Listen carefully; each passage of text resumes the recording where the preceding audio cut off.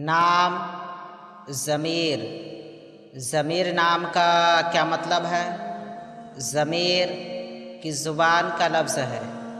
ज़मीर एक इस्लामी बेहतरीन नाम है।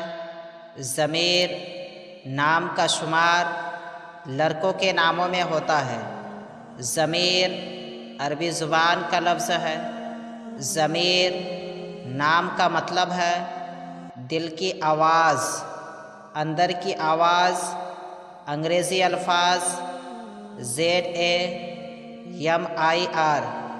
ज़मीर, नाम, ज़मीर, ज़ुबान, अरबी, माना, दिल की आवाज़।